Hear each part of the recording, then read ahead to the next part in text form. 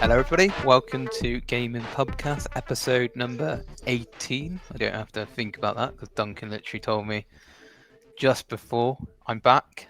I hope you missed me. Well, Yay! actually, Of course we did. did see the horror one, which I enjoyed. I still need to watch the other one that came out on Monday, so I apologise. So anything I might repeat that you've already said. I'm still Anyway. hiding behind the sofa on a lot of games. Yeah, I know. Alan What I Wake. found from the horror one, Duncan, is that you play horror Wimp. games, but not like not necessarily you enjoy it when you. I can enjoy them in short bursts, And then from behind the after couch. after that first short burst, never again. Except for Alan Wake 2. I'm still, we can go on to what we're playing. I am working my way through Alan Wake 2, and it is a fantastic game. It looks good. It plays really well. There's some quite hard puzzles in there, actually. I say hard. They're not like, oh my God, I have to look up a guide for this. But there are sometimes you have to think about it. And so, yeah, highly recommend it. It's a 9 out of 10 game. 9 out of 10 game. If I can stop looking at certain places. I did literally the other day, in fact yesterday, do a bit where I walked backwards because I couldn't look. I knew something was going to suddenly appear or jump out, but unfortunately what are the jump scares are literally the screen flashes something up. I feel like we need to, me and Martin need to converse with your missus, and as you say that next time, have her walking up behind you. Thankfully our sofa is against the wall, so she ain't going to do that. No, I don't think she's as much of a wuss as me, maybe. I don't know. But she doesn't like horror films, so she's not interested in watching me play it either. To hold my hand. So yeah, I've been playing that. Whilst I've been playing on the PS2 games still, working my way through that. Haven't played them much this week, but I'm on some G games. And I can't for the life of me remember what I've downloaded. But yeah, some games begin with G, which when we got more time another week, I'll carry that journey on. And that's about all I've been playing this week. Alan Wake 2. Alan Wake and PS2 stuff.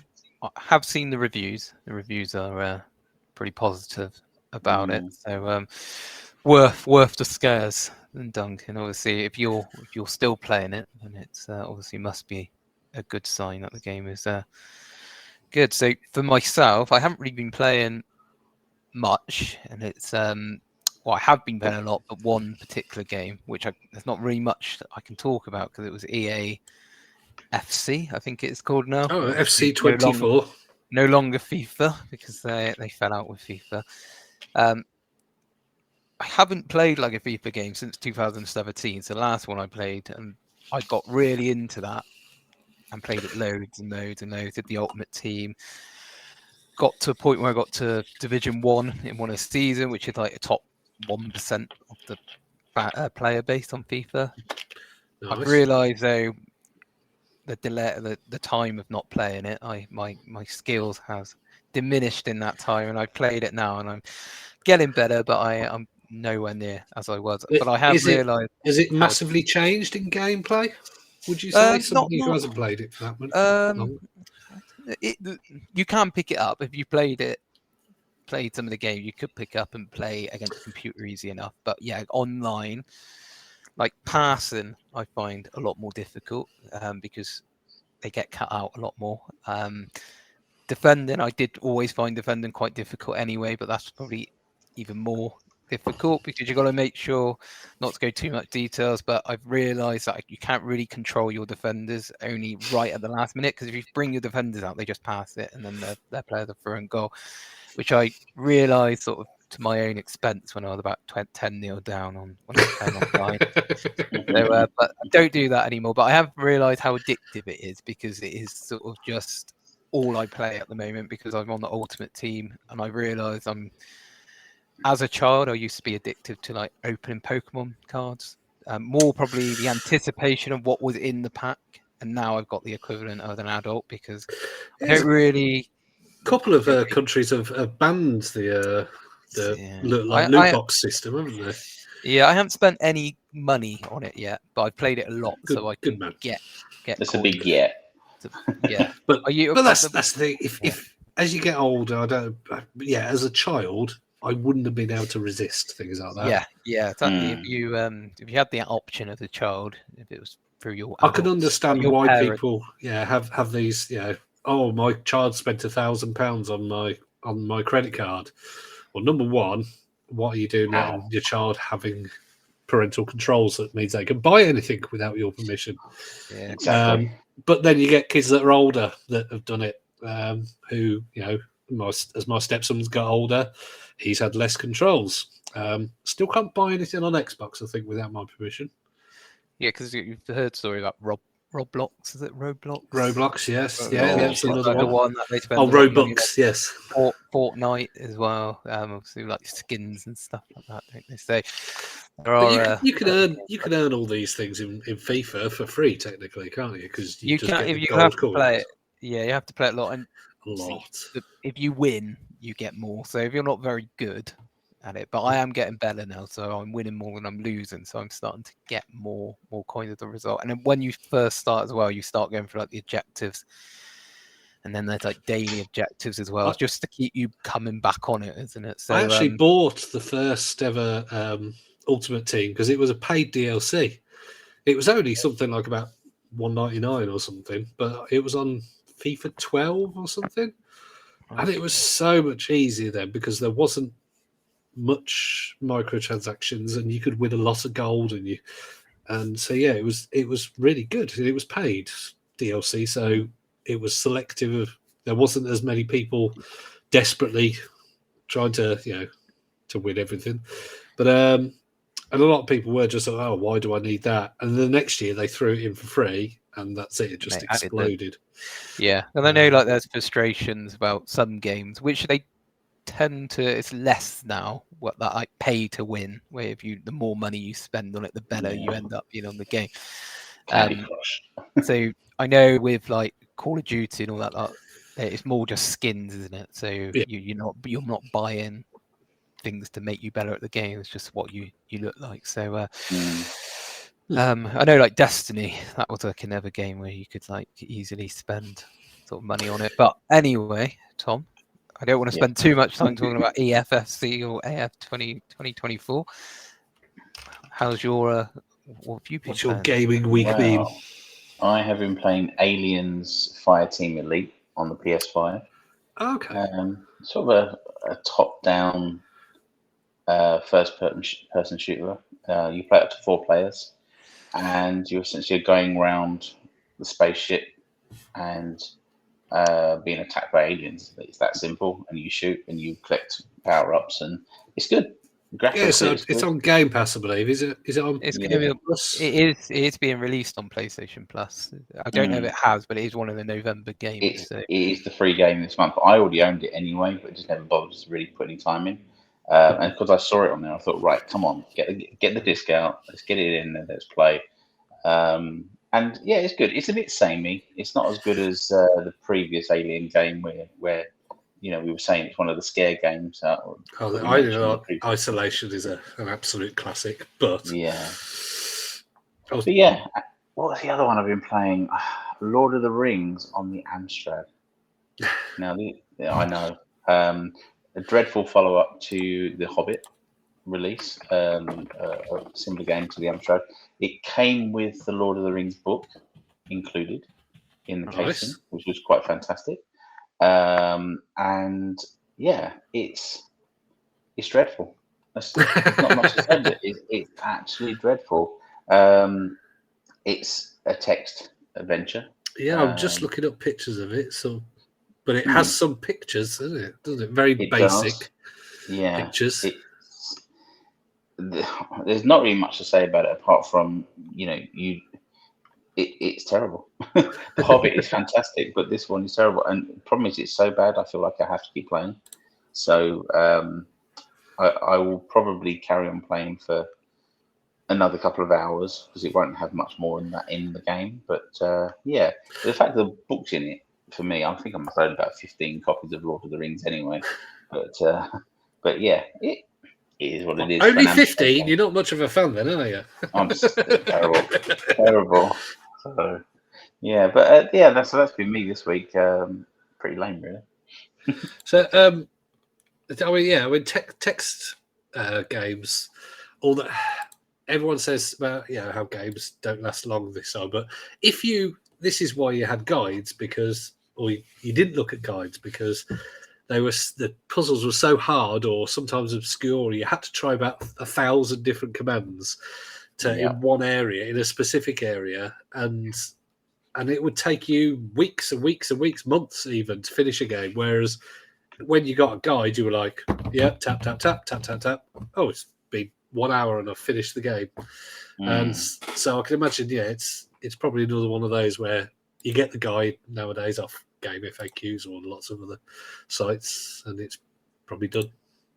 The worst thing is when you play the Amstrad game, especially nowadays, you load up the initial level with the loading screen and the whirring noise. Great, play through the first level, press play on the tape, load the second level. Great, get to the next stage and it says syntax error B, and you have to start all over again. Very irritating. Saving a game as well back in the tape days, you had to record. You had to get blank tape and literally record, and that was in games that you could do that. Mm-hmm. You can get an EverDrive now or a similar concoction to an EverDrive for the Amstrad. You can have a complete ROM set on there, which is something I plan to purchase at some stage. But was that Evercade thing? It plugs into the back where the printer connection goes, and you can load on with a memory card a full collection. Oh, okay. Oh, yeah. Lovely. So it's something I will explore, but I want to get my hands on it first and have a play. And then, so if there's any developers of that piece of kit out there that want to send one over, we can always review it for you. Tom will happily review it for you. I will. I'd love to. Well, I think we've all had quite a eclectic mix of games today, haven't we? Different, yeah. We went from EA 24 to Lord of the Rings, Amstrad. Indeed. 86, 84, 85, yeah. Pretty well. It's the Amstrad. It's got to be pretty old, isn't it? But... Came out late 80s, is it? Late 80s, something like that. 86, wasn't it? I think. Oh, no, 86. What, the Amstrad or the game? Now you're asking. Lord of the Rings Game 1, Amstrad came out in 1985. Although it was a follow-up to the 1982 game, The Hobbit. The Hobbit, yes. Yeah. So the Amstrad CPC 464 came out on the 11th of April 84. An introductory price with a green monitor of £199 or colour monitor for £299. There we are. And if you enjoyed that game so much, Tom, there is a sequel to it, The Shadows of Mordor. The Game 2 of Lord of the Rings was released in 1987. So just to keep that in mind. Eyeing that up. Nice. I did manage to acquire a copy of Final Fight on the Amstrad. Fantastic game. Yeah, and it was a fantastic game on some platforms. I think there was some that the restrictions were a bit restrictive. It wasn't very good on the Spectrum. No. Well, this is a Kicks game. The budget labels back then, you had Hit Squad, Kicks, whatever. And Kicks released a big box version. And then there was a very rare normal cassette version. You can't get it anywhere. I've never seen it. And someone sold me a collection of 3 games, which were from a raffle. Paid £2 for the raffle ticket. Turns out that the Final Fight copy in that is worth about £50-60. So one did well. Not bad, not bad. But I think, so on that note, we've got a bit of news, sorry. Anyway, there's the 2 bits. I think one thing that I think lots of people were excited for was GTA 6. What have they announced? I think you've both seen this, haven't you? Yeah. That Rockstar they haven't really announced much, have they? They've announced the announcement. Yeah. Trailers coming in December, but that's enough to get people excited. Isn't it? Exactly. There's not many games or series of games that can get an announcement of an announcement. Mm. And yeah, I mean, obviously GTA is it is pretty much, in terms of money, one of the biggest sellers of all time. What's your prediction for GTA 6? Do you reckon it'll be the biggest game ever when it was released? Yeah, it'll probably be Of most fastest successful. selling. Yeah. I mean, I will buy it most likely, unless it turns out to be an absolute steaming pile. And I will buy digital, so I can wait until the day it comes out and literally go click, download, done. Mm. I can see it being 200 gigabyte. So Yeah, it'd be big. you don't think it's going to be as successful? I think it will have its moment at the beginning, but after that, I think it will fizzle out really quickly. I think gaming's changed. It's a very fickle community nowadays. But then GTA Online is still printing money for them, like left, right, and centre. Hence why they've dumped Red Dead Online, because people just left that straight away. So obviously that does mean them getting GTA 6 online, right? Well, apparently the new game's coming to the iPhone as well. I know, and the Oculus. The Meta Quest. So we will see. I mean, I can see maybe though it would probably be, although obviously the new iPhone is very good, seeing as they've got Resident Evil Village on it. I can see GTA 6 maybe them going, this is a version of it. It won't have online. It won't have this. Because at the end of the day, it's not going to push the boundaries of graphics, but it is going to look very good. It's going to be a big map that is also going to be, apparently they're making it so it will be expandable, because it is Vice City, whereas what's it called? Where was GTA 5? San Andreas. No, not San Andreas. What GTA 5 is? GTA 5. Los Santos. So Los Santos was basically an island, whereas they're making this GTA 6, expandable. So and it'll be like the Xbox 360. The Xbox 360 played GTA 5 no problem, and as soon as they put new things in, they went, "Yeah, we're not going to give you any of that anymore. Sorry." So yeah, people will probably still want to buy it on your major consoles. I think one big thing is whether it'll be on Switch 2. I presume that they're aiming for that. Are we going to get it on PlayStation 5, or is it just going to be Xbox exclusive? Oh, it'll be on every platform.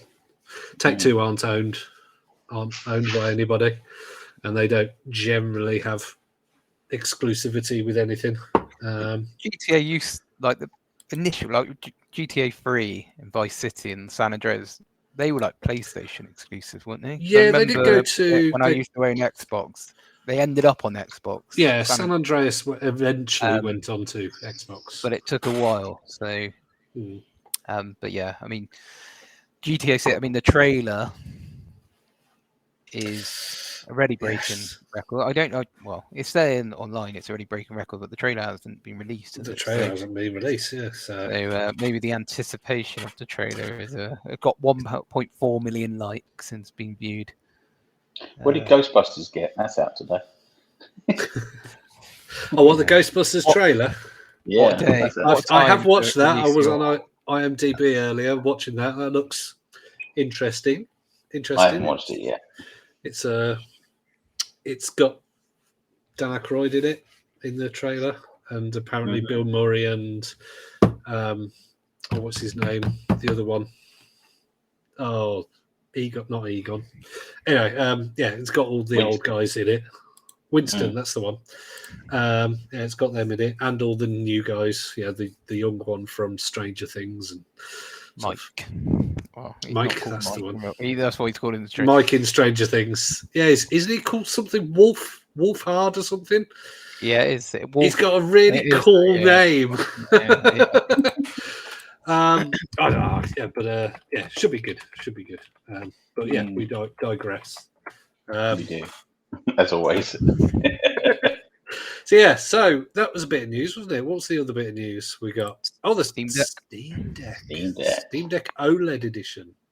Now, I don't know if you two have looked up the details of this, but I have. Yeah, it's OLED screen.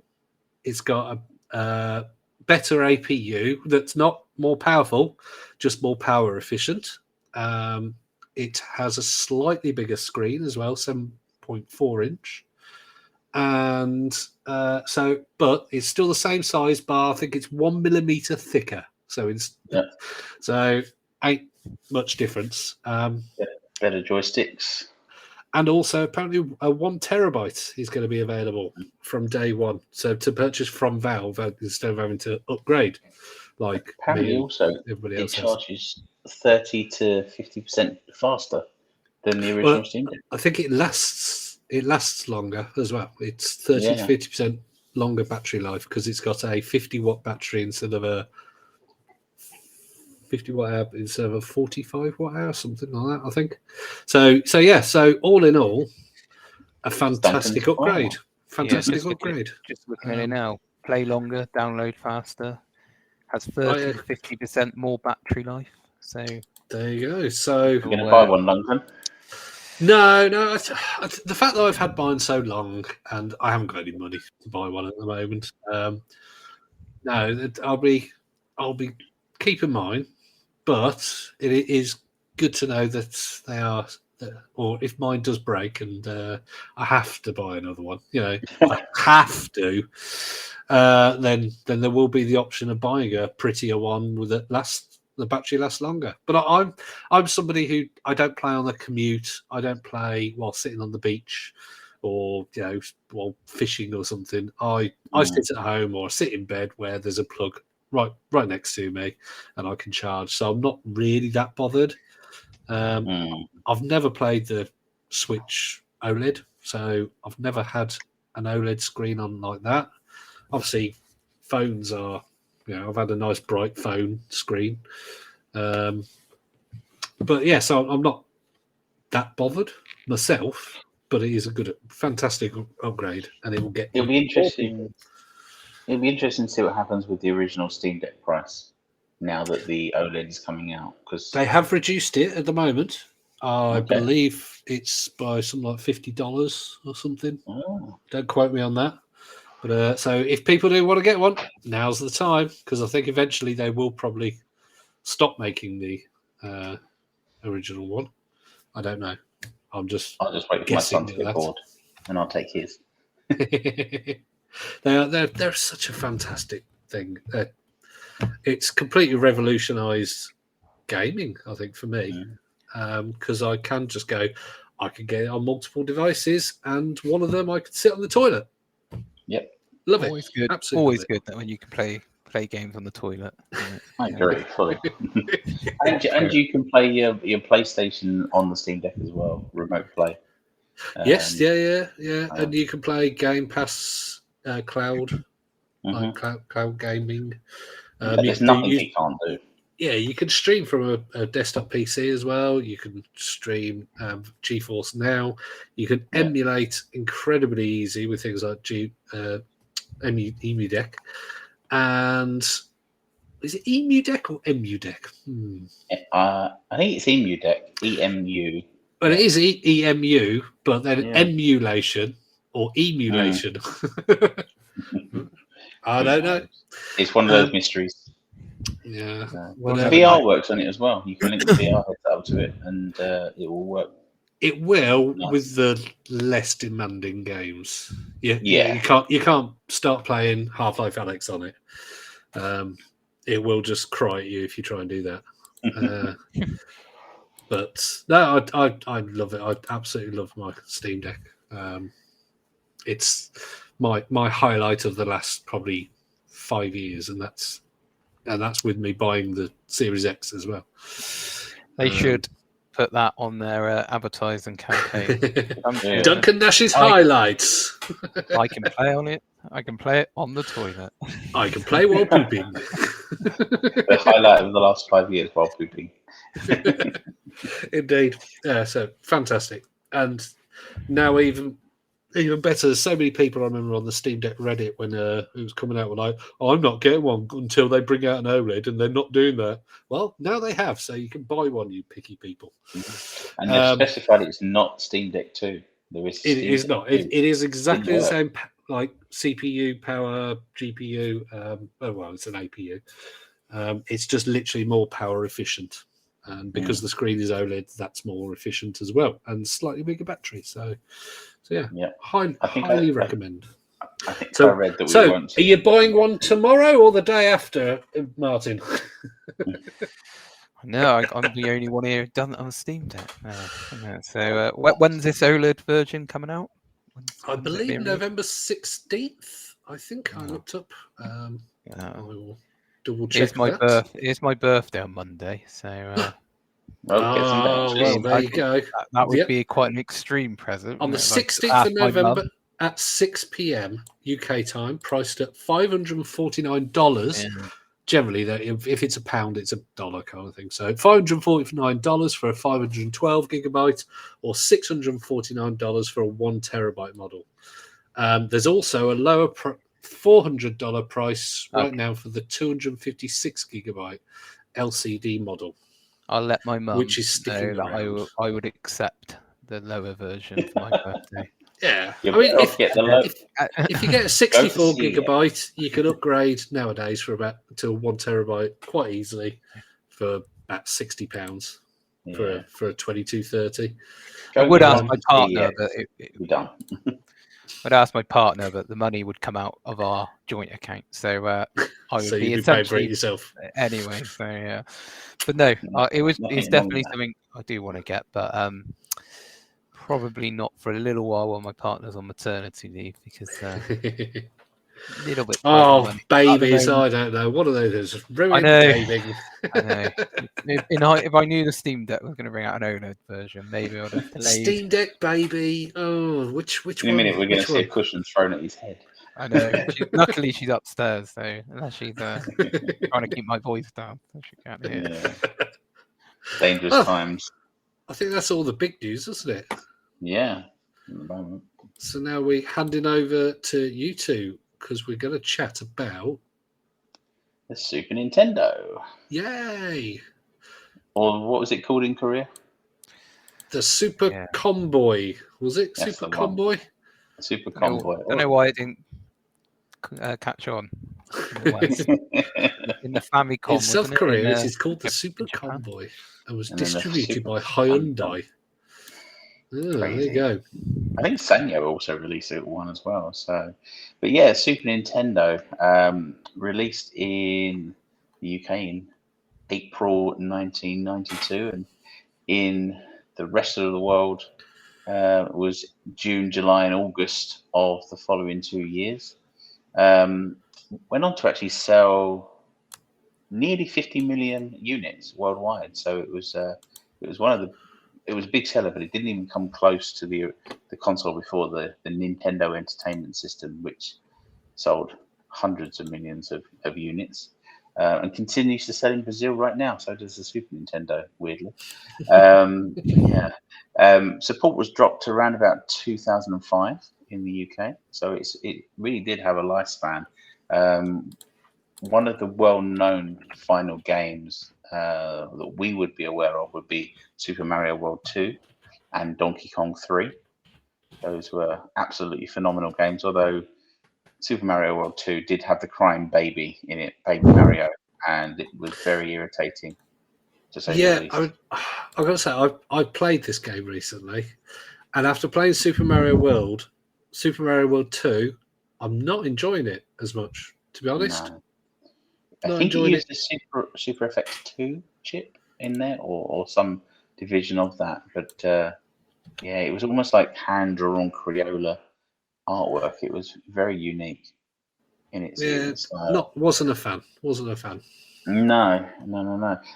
Some of the release games that came out for it, we had F-Zero, which is the futuristic hover racing game, which was really great. We had Super Mario World, and later on in its life, we had multiple copies of Street Fighter, Mortal Kombat without the blood. Although I Yeah. think they did find out that the blood was in there eventually, didn't they? There was a code or something. Was that Mortal Kombat? Yeah. Mortal Kombat. I think that somebody eventually, or there was an action replay code or something like that. But yeah, it So was the more blood was accessible. green, wasn't it, in the Super Nintendo version, and Yeah.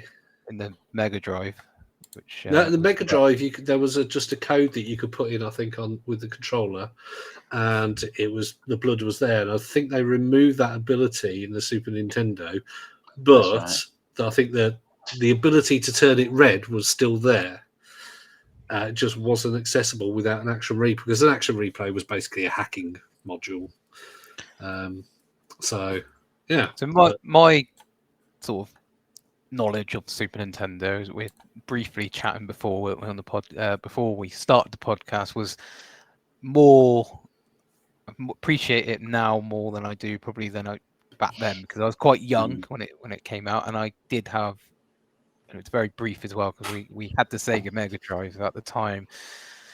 You couldn't have one or the other because it was quite tribal, wasn't it, back then? Yes. You end up having, you went round your friend's house and they had a Super Nintendo, and you had a Sega Mega. You weren't friends anymore, so you had to make that decision. So I went down the Sega train, but since then I have really realised how good of a console and how many good games there was on there. Because a lot of the games I play still today originate from the Super Nintendo. So like Donkey Kong Country, as you've mentioned, got all 3 on my Wii U. Still, like, the gameplay is just as good as anything you would find nowadays.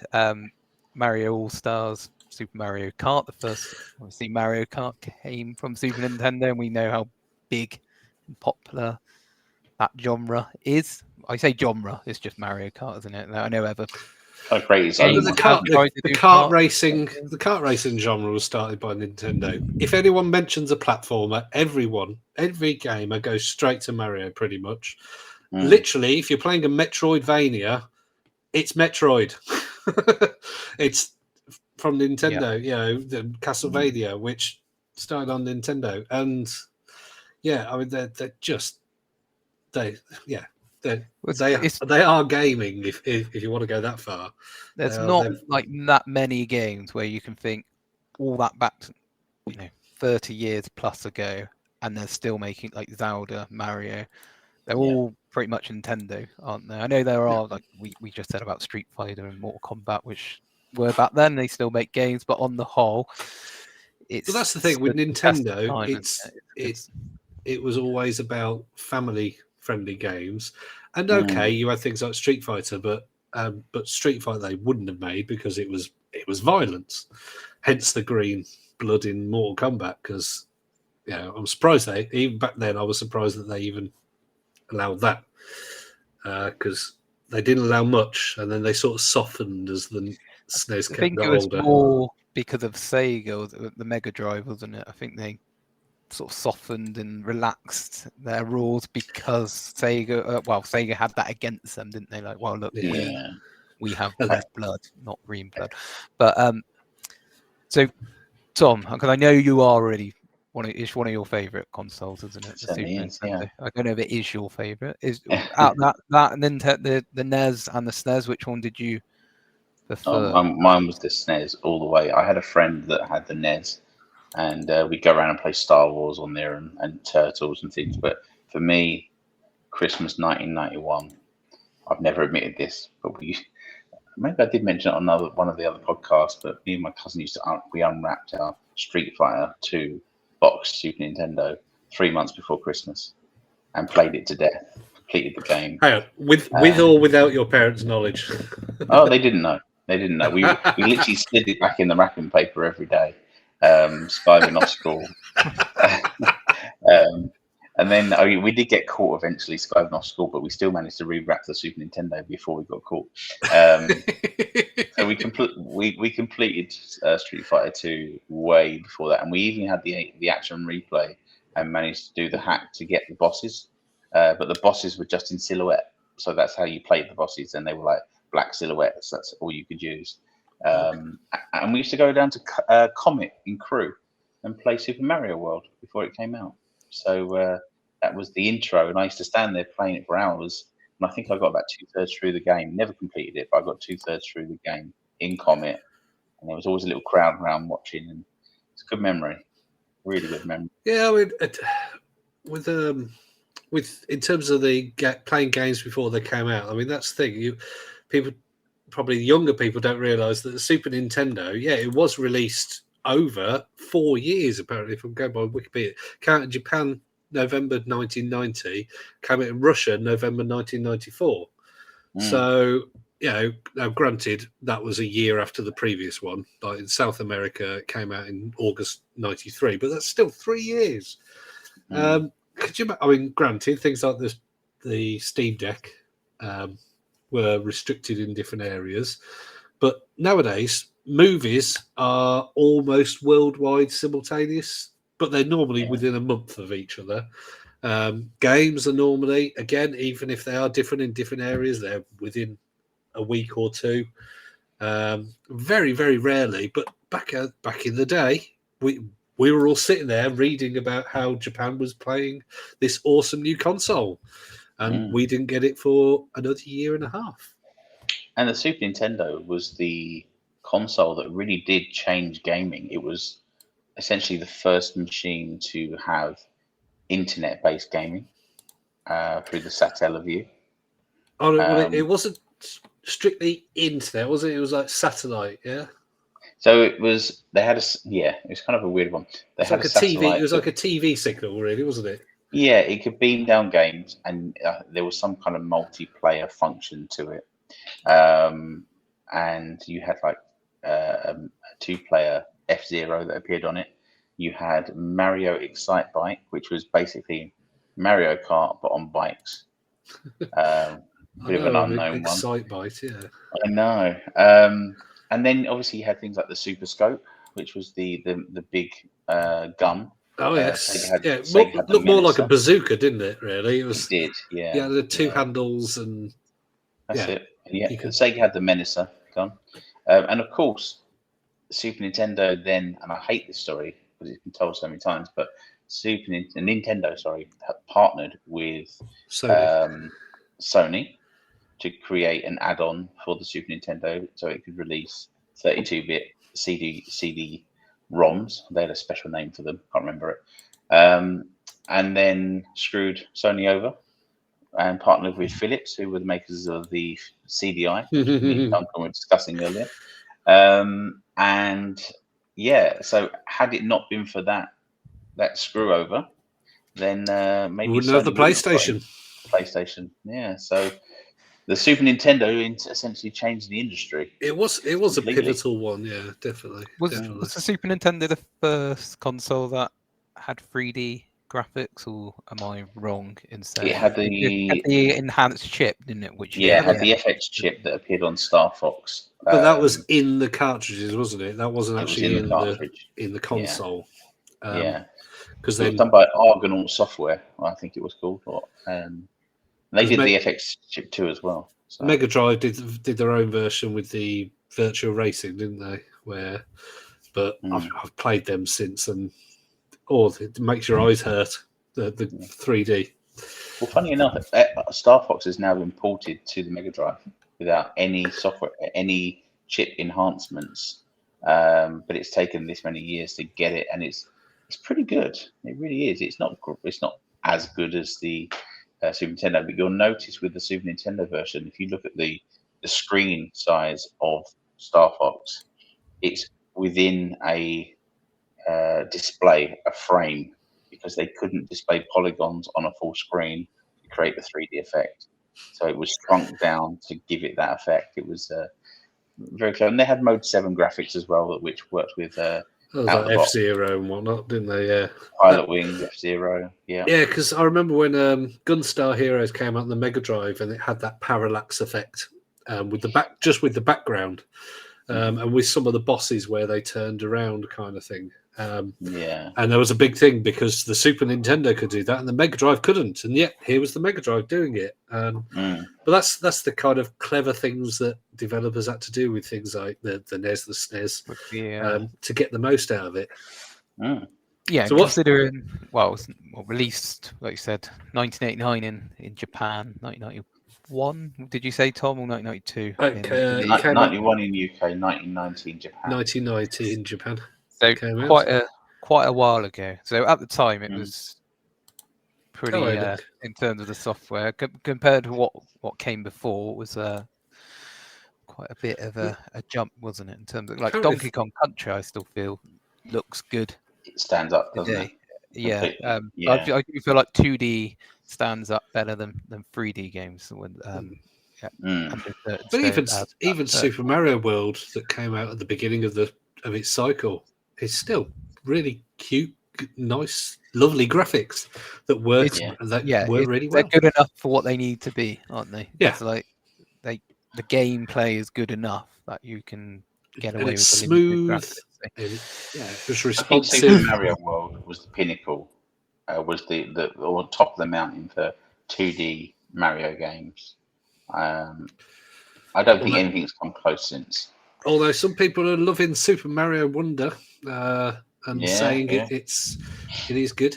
But yeah, I mean, I played Super Mario World and Super Mario World 2 this year, and I've completed Super Mario World for the first time ever. Never completed it before. And yeah, it's as platformers go, 2D platformers. Yeah, you won't get much better than that.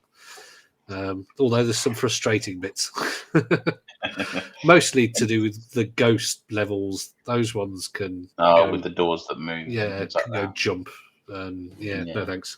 I was like, I don't know what I'm doing. What am I meant to do? I don't know what door I'm meant to do. I'm meant to do this, and then I accidentally found an invisible door and completed it, and I was like, oh, all right, there you go. And that was that. Yeah. And then you're onto the jumping fence. I think is the next level. I can't remember, but it's still fantastic. It was still a fantastic game, even with the ghost levels. So what's your favourite game then? If you were to pick one game for the SNES? Oh God, probably Desert Island game. Probably Axley or Super Mario Kart. Axley, yeah, it was a side and scrolling shoot 'em up game similar to R-Type. Used Mode 7 graphics as well as scaling graphics, and so I think there was a couple of chips in there as well thrown in. It was a phenomenal game. It really was very easy to complete. But yeah, graphically it was amazing, and you can get it on Virtual Console now on the Super Nintendo, and it really stands up. It's a real fantastic game to play. It's almost like I'm looking at pictures of it, almost like a cross between like R-Type and Space Harrier kind of thing. Yeah. But has side scrolling and vertical scrolling. Yeah, it does both. And everything rotates, and the bosses are massive, and but there's so many. You got Super Turrican. You've got no. I said one. Martin, I'm going to go out on a limb. Donkey Kong Country 3. Not number 3, probably the original. Number 1. The original. Number 1. Yeah. So it would be. Yeah, I was thinking that or Link to the Past, but it would probably still be Donkey Kong Country because I think if you were to get a poll, I think Link to the Past would possibly win.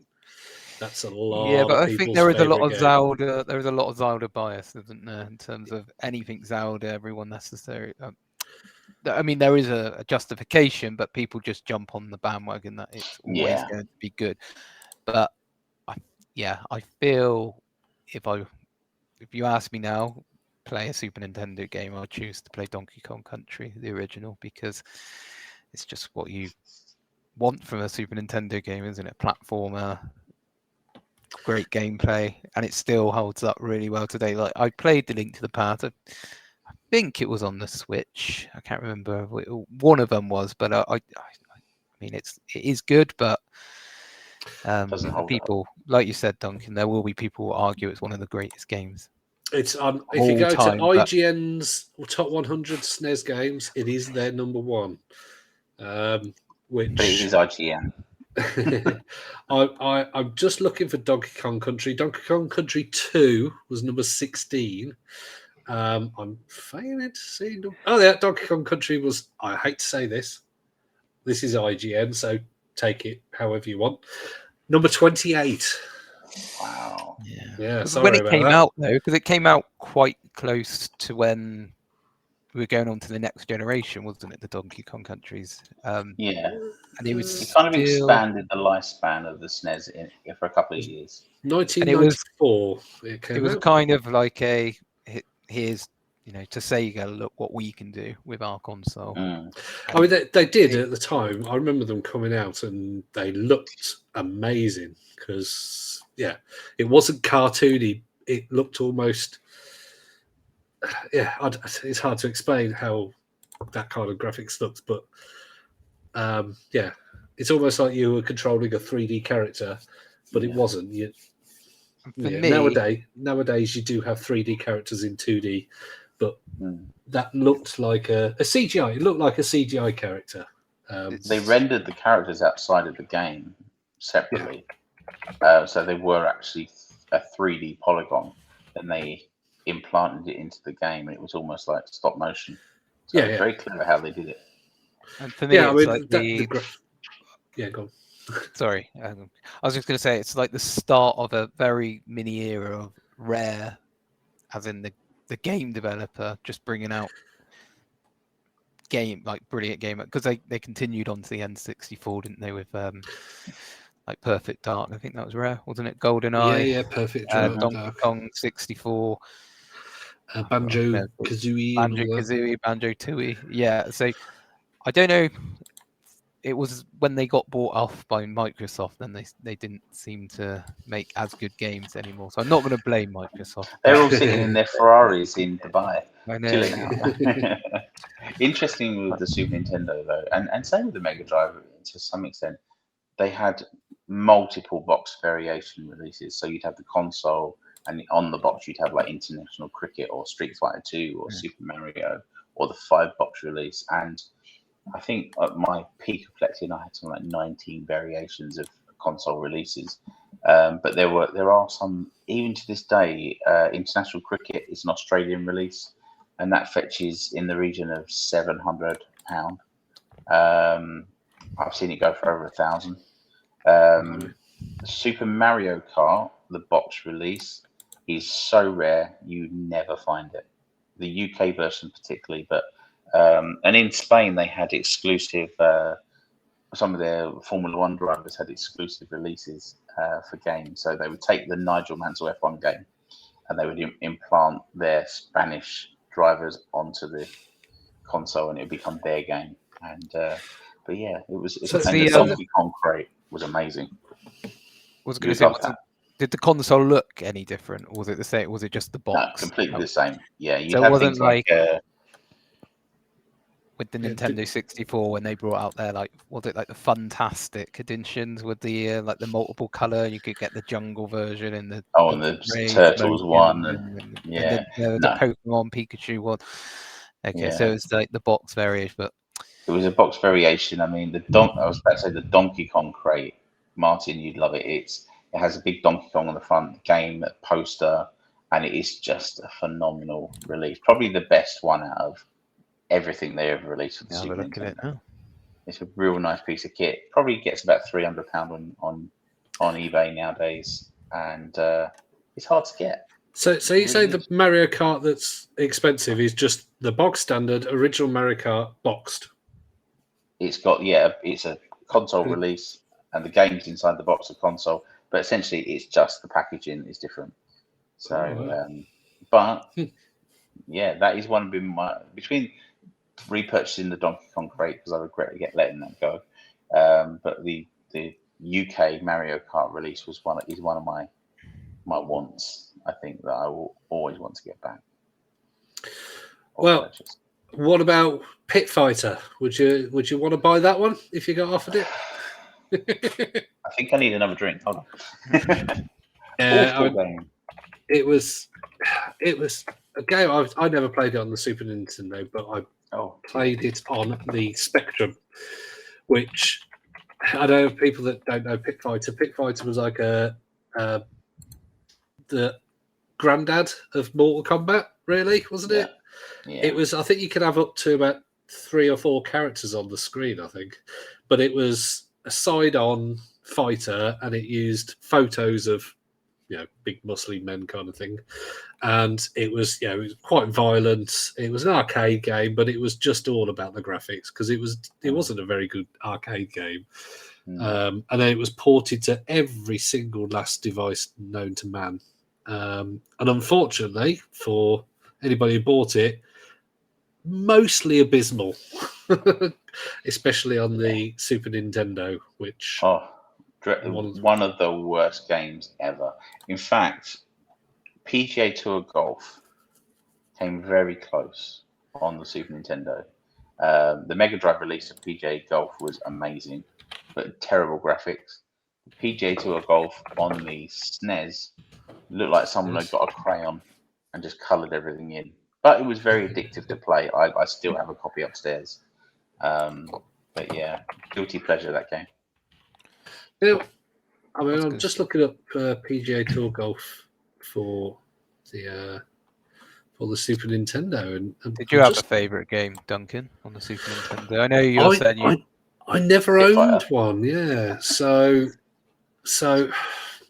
I'm limited. Any you've played since? I've played since in the last year, I played 2 Mario Worlds, and so it'd probably have to be Super Mario World, the initial one. It's a bit boring. I've other than the Game Boy Zelda, I've never really got into any other of the Zeldas. And Metroidvanias, even when I was younger, I used to get lost. So Metroid, I'm sorry, not for me. I'm going to have to go with Super Mario World. Did any of you play Super Mario RPG? Because that's being re-released on the Switch. I wasn't a fan. Well, it was made by Square, wasn't it? Was it made by Square, I think? Because they have isn't that the game where they have a Square boss in it? I think. I believe it is. It was on the similar vein to Donkey Kong in terms of graphics, wasn't it? It was very 3D polygon type characters. They really stood out. Developed by Square. So I like the game though, unfortunately. 1996. Never played it myself. I do like JRPGs, but I just don't have the time to get into them nowadays. But maybe on my emulation journey, I might duck into that. They are re-releasing it on the Switch, aren't they? So maybe, Duncan. And it's called Super Mario RPG: The Legend of the Seven Stars. Ooh, yeah. So it came out in '96. So Mario Kart. Yeah, Mario Kart on the. Is that your favourite Mario Kart, Tom? Out of all the ones that have come after Mario 64, 64 Double Dash? It's the hardest one. I mean, you look at Mario Kart 8. You can drive Mario Kart 8 around, and yes, things jump out at you, but they don't actually jump out at you. You can essentially miss them quite easily. But with the original Mario Kart, you've got to work through the game, and now on the Virtual Console, you actually can play online with your friends as well on the original game, and that opens up a whole new challenge. Is Rainbow Road still as difficult as it was back then? I remember it was just. And then they brought the Nintendo 64 one, just completely had barriers up, so it was like they did it for kids, sort of thing. Whereas the Mario Kart, Super Mario Kart on the SNES was. This is for men, all women, but it was you couldn't just drive around anywhere because no, you had to work for it. You had to work for it. Interestingly, the wooden stage on the mushroom course, I had the record in CBG magazine for the fastest lap ever set on that game. So nice, and it still stands today. Probably doesn't.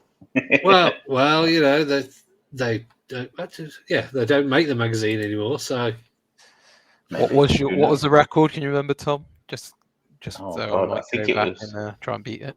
I think it was something like 10, I think it was either 10, just short of 11 seconds around the track or something like that.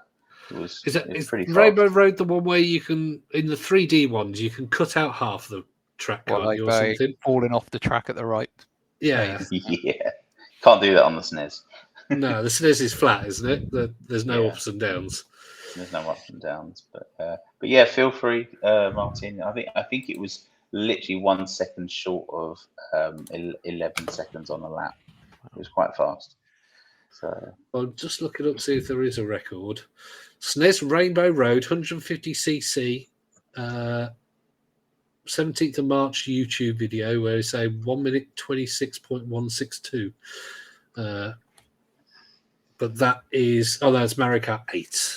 That's Mario Kart 8. So I can't find one still. I Oh found no, some of the yeah, records, Sammy holds the world record. So he uses Donkey Kong Jr. The videos below. Yep, 1 minute 26.64. That's Rainbow Road then. And That's then Rainbow Road. Tom's record on the wooden one on the mushroom. I've Did you just say the found mushroom? it was the Ghost Valley 1, and it says the fastest lap time on Super Mario Kart listings is down as 12:06. So I actually did a lap faster than that. So, but Nice. obviously that's not going to be on this website. But yeah. And who was your character? Oh God, Cooper, I think it was the little Good toad-looking thing. I'm always Cooper just because of my surname. It's the same. So, It's either that or Mushroom. I was that on Mushroom. Right? or Toad, was it? Yeah, they weren't the fastest though. The fastest was with the always big Mario or Luigi. Yeah, because Donkey Kong and Bowser were just big units, weren't they? So, but Yeah, was it because I know if you used to hit into then, it would you would spin off, but I don't know if that was the state in Super Mario, the original one. Yeah, because they have 3 stats, don't they? They have acceleration, top speed, and then it's like the weight or the strength kind of thing, and that would affect your turning, and also if people smacked into you. If you were Bowser, you just carry on as if nothing happened, but you were slower. So Donkey Kong and Bowser on the original, you'd start slow and then you'd be really, really fast, but they were hard to control. So you'd use the top buttons to kind of slide around. Whereas Mario and Luigi were just fast, full stop, but erratic in driving. Daisy was just a pain in the arse. And the Cooper and the Mushroom were just all general speed. They were fast. If you didn't hit anything, you were fine. If you did hit something, you just slow down and then start again. So yeah. So here's an interesting question for you. I think mostly you, Tom, but also you, Martin. Right now, see if whether it's the hardware or the software. If you were offered and you didn't have either, a Super Nintendo or a Switch with access to Nintendo Online and all the ported, old versions, which would you go for? For free. Somebody said, here you go, there's one or the other. Super Nintendo. You'd go for the hardware, yeah? Only because I own a Switch already. No, I said if you don't own the other one. No, Super Nintendo. See, I thought I was one step ahead there. You can't cheat me. Yeah, Super Martin, Nintendo. what about you? Would you go for the games or the collection of the hardware? Probably the Switch. I would go for, just because you like the games. I like the games. Excellent. Yeah.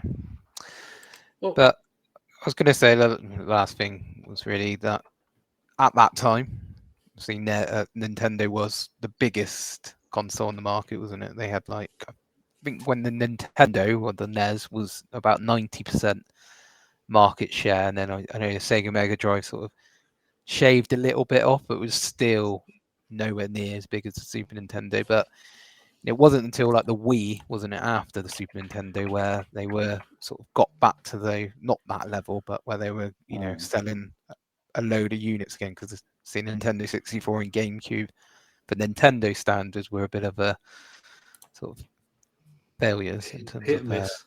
I just looked up. Mega Drive was 30 million sold.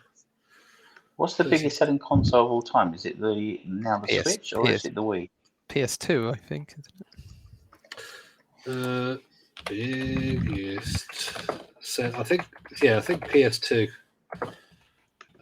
is there. Wii, Game Boy, all those kind of things. Yes, it's PlayStation 2, 155 million.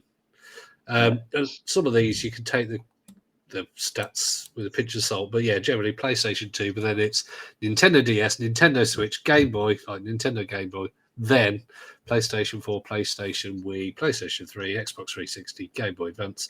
So the SNES is 1, 2, 3, 4, 5, 6, 7, 8, 9, 10, 11, 12, 13, 14, 15. It's behind the Xbox One, believe it or not. That's But shocking. there was less gamers. Back then, Was. let's face it, a lot of adults, not really any adults. It was a kid's toy, wasn't it? So it was bought for kids. Yeah, it's a lot more mainstream now. It's like gaming is the equivalent of watching films nowadays. Yeah. Isn't it? Whereas back PlayStation then, 5 is about to overtake it, apparently. that'd be Yeah, they sad. released the new sales stats for the PlayStation today. I'll see if I've got them.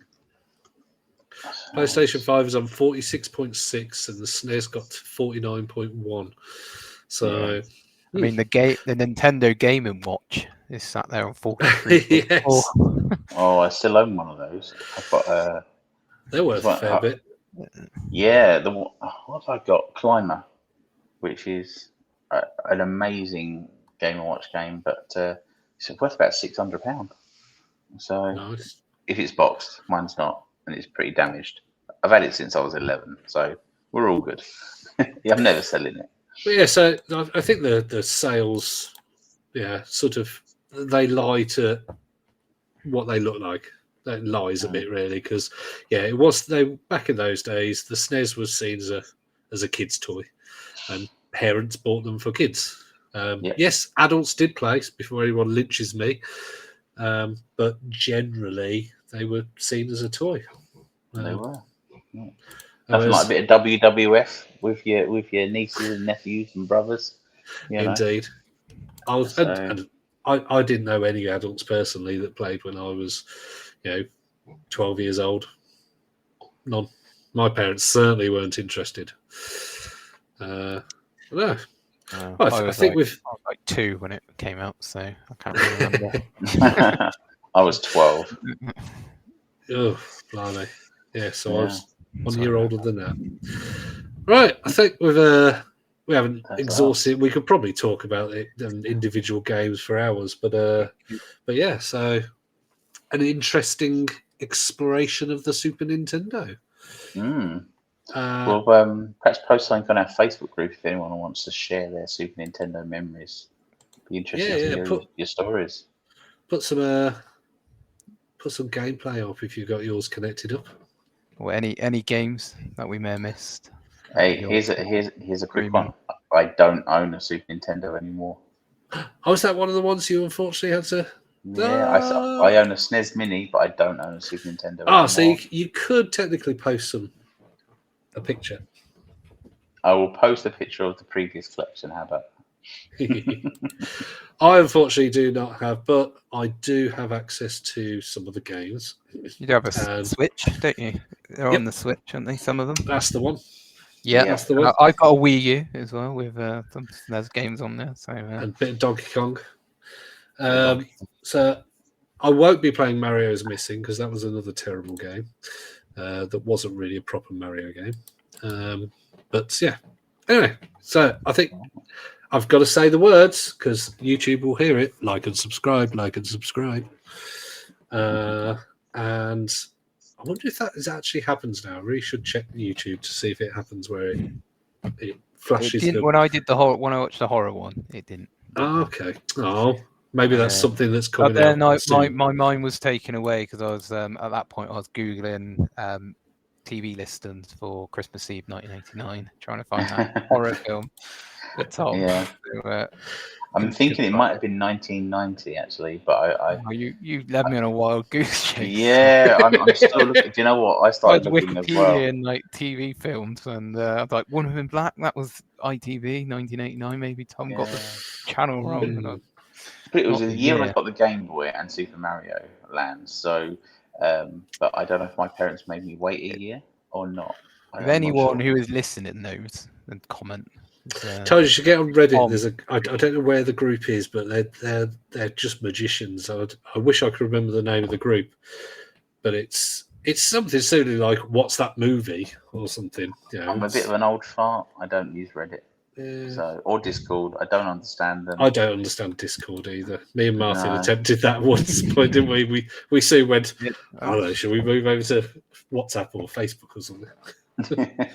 That's crazy, isn't it? That the old way, so to speak, is Facebook or WhatsApp or something. MSN Messenger. Come on now. Exactly. Or ICQ. Do you remember ICQ? Yeah. You could use like you could bring other messengers into ICQ. You could, yeah. So that's how I communicate with my friends in USA with AOL and ICQ. So. Going off topic a little bit, and then you had the chat rooms, didn't you? Remember the chat room back in the day? Who remembers MS Comic Chat? I don't know. know. It was literally you picked like a character, and you just typed what you wanted to say, and it had boxes, and it would do like the chat was just different comic sections, and it was completely free. Probably full of paedophiles and all sorts back in the day, because we're talking early 90s, mid 90s, I think, kind of thing. So yeah, mid 90s, yes, something like that. It was, I don't think, very long lived, but yeah, it was great fun for a 13-year-old to have, or 15-year-old to have these things on the screen. We used to go on EZ message boards, and you'd have like loads of different fan message boards, discussion forums, and GeoCities website builder. Yes, I had a couple of them.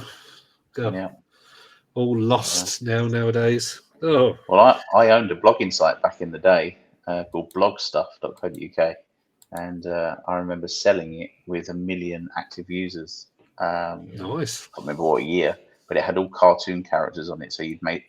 It was quite into it at the time, but you could make a cartoon avatar of yourself, and that would become part of the background of the blog and all things like that. And yeah, we ended up selling it to some American company. So you could like chat to people with your avatar. Is that, you almost make a blog with your. You made a blog, and the avatar was your way of showing what you look like through a cartoon almost. It was so it's like the sort of predating the me people on the Wii. Oh yeah, way before that, revolutionary that stage. It was. I was quite proud of that story, to be honest. So yeah, those are the days. Blimey. Well, you learn something new every day. We do. So and on that note. Yeah, I was gonna say, it was lovely to chat to you all again. And if anyone's got any memories about Super Nintendo, then let us know. Let us know. Like and subscribe, leave a review, everything. Yeah, whatever you want to do, just do it. That's an order. Make it so. Right. I think if that's it. Bye. See you all next time.